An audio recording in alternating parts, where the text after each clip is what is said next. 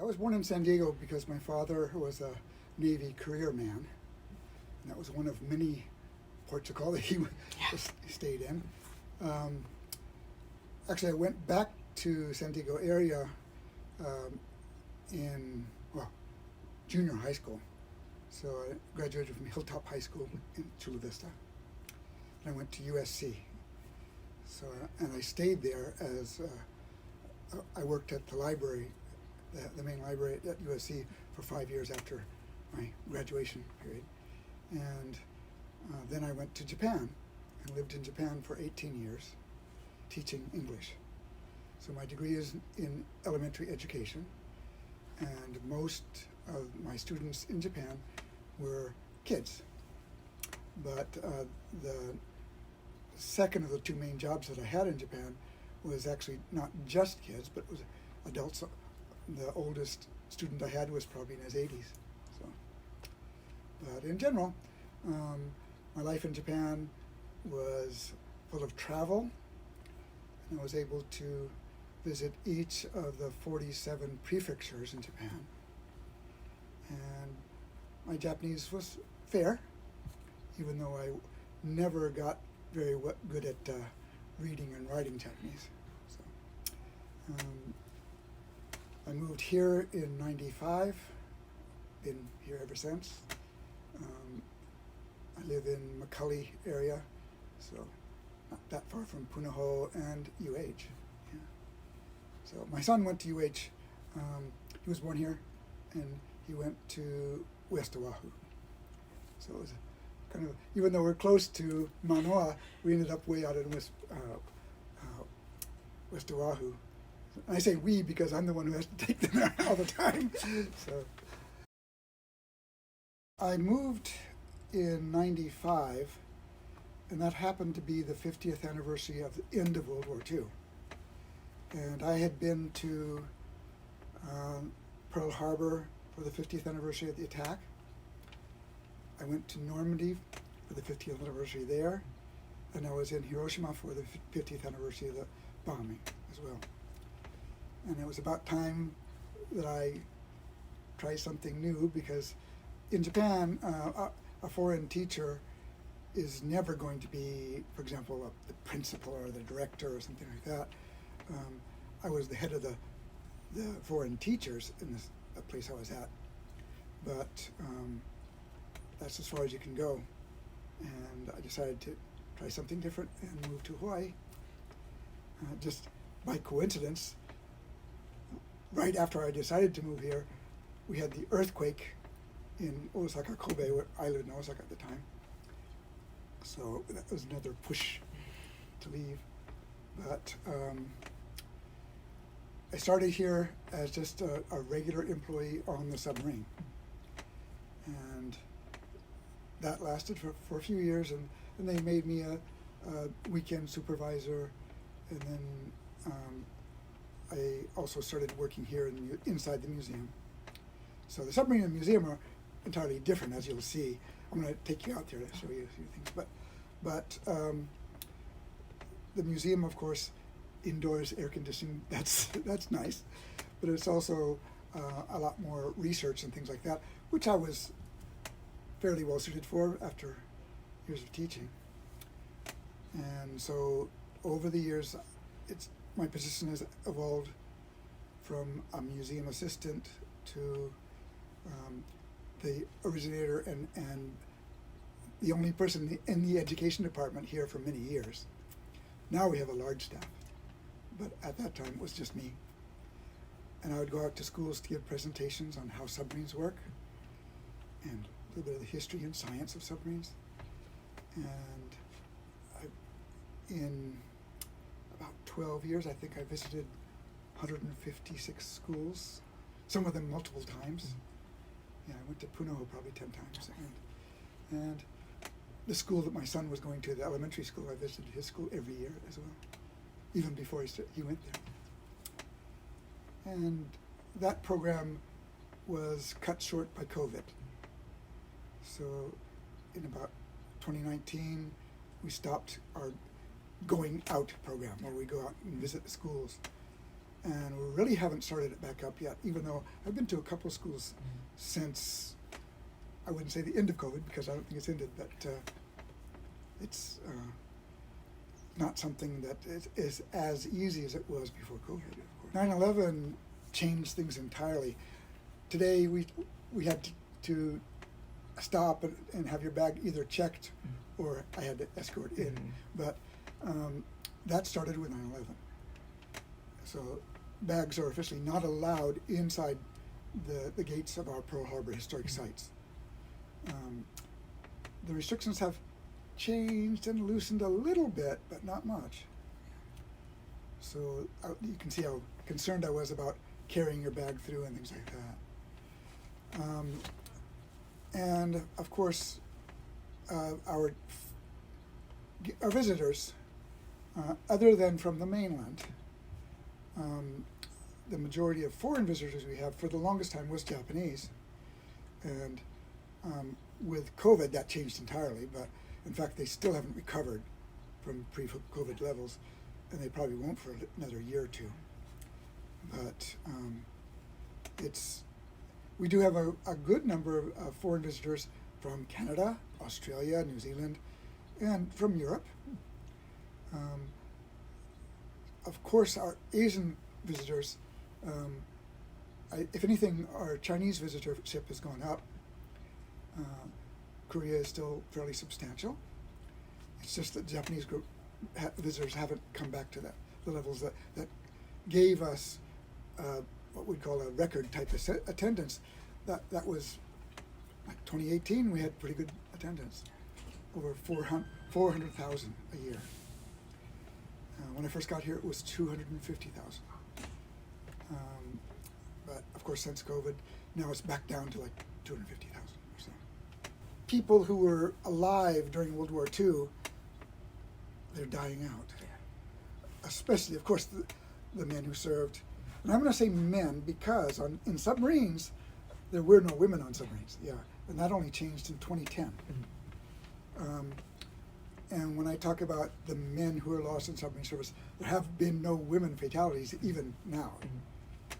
The last fatality I record for my purposes, I keep track of men who are in submarine service when they die, whether from enemy fire or sickness or accident or whatever, as long as they're active duty military in the U.S. Submarine Force, I have a database for them.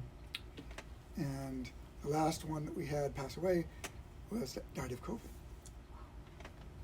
So other than that, it's mainly car and motorcycle accidents. Guys, you're not invincible.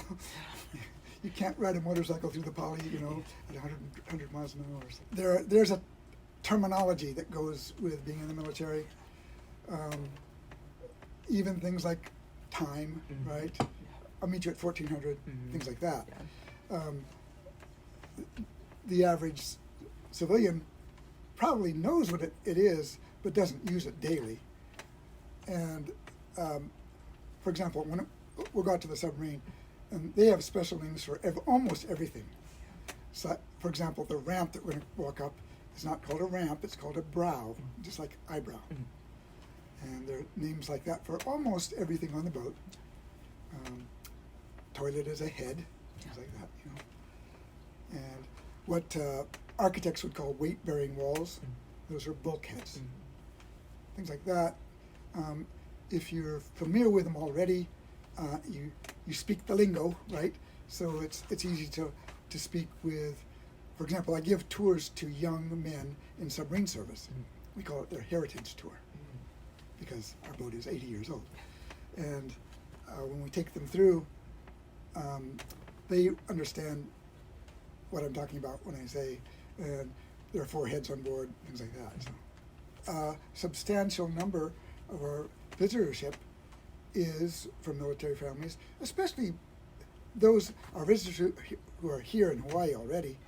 I would say, I wouldn't give you a percentage because I just don't know, we don't have the statistics for that, but it's a substantial amount of our clientele, people who come. Of course, when I walk out there and I see a cap that has a submarine insignia on it, I'm almost always going to ask them about that. And even, like I just saw when I was coming out to pick you up out there, a man with a Vietnam veteran cap on. Our Korean veterans are dying out right now, and even Vietnam era veterans, many of them are in their 60s, 70s, and 80s. So I don't just want to give lip service to, thank you for your service. I never use that expression, but I will talk to them and ask them about their service. And if sometimes we find very interesting things that we both share. I was never in the military myself, but my father was a 3-war man. World War II, Korea, and Vietnam. And so my dad was on staff in Da Nang Harbor in Vietnam. So I can bring that up, and we'll talk about things that people who have no relationship with the military would have a hard time understanding. I gave a tour Saturday to a woman who happened to be an acquaintance of the family of the most famous submariner of World War II. His nickname is Mush, so Dudley Mush Morton. And he was the captain of a submarine called USS Wahoo.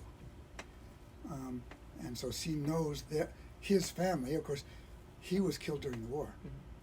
But the family comes here fairly often, and I always see them and take them around. And if they have people who haven't been here, I show them the submarine in the museum.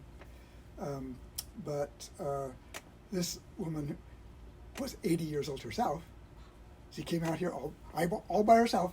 She has friends in Maui, so she spent a few days on Maui and then came here all by herself. And so I didn't take her through the submarine. That was a little bit too much. But we did go in the forward torpedo room, the very first compartment, and walked along the deck and talked about submarine service and what Mush Morton meant to the U.S. during World War II. Conflicts, right now Japan is one of our closest partners, right? Ally, and like I said, I lived there for 18 years. It's, for me, it's like my second country. And my wife is Japanese, not because I met her there, I met her here. But, of course, my son is what they call half, And conflict. Young people, not only in Japan, but also here, it is a pretty big leap to expect them to understand what life was like during the war. I only lived through the Korean War as a child and the Vietnam War, but World War II was on an entirely different scale as well, and it affected everyone. So the people from Japan that I know, the kids, for them it's ancient history. For the adults, especially the ones who are old enough to either have lived through it or have their parents lived through it, often think of World War II as a terrible experience. Of course it was, not only for the bombings and things like that, and losing family members during the war. What the average civilian on the mainland felt during the war was probably almost nothing compared to what it was in Japan. So some people were starving by the end of the war. So now this may not be typical of everyone, but I knew a woman who was in her 70s and 80s when I knew her, and this was 20 years ago, from Japan. And she was a child during the war, and one of her jobs was that they would ask the children to go out into the forests and try to clear fire lanes. So in other words, if a bomb hit and started a fire, the fire would be stopped by an area that had no vegetation. So her job as a child was to clear out grasses and weeds and things like that, and they'd have men who'd cut down the trees and make fire lanes. So when she heard that the war was over, she secretly went, yay! She didn't care if they won or lost, she just wanted it over.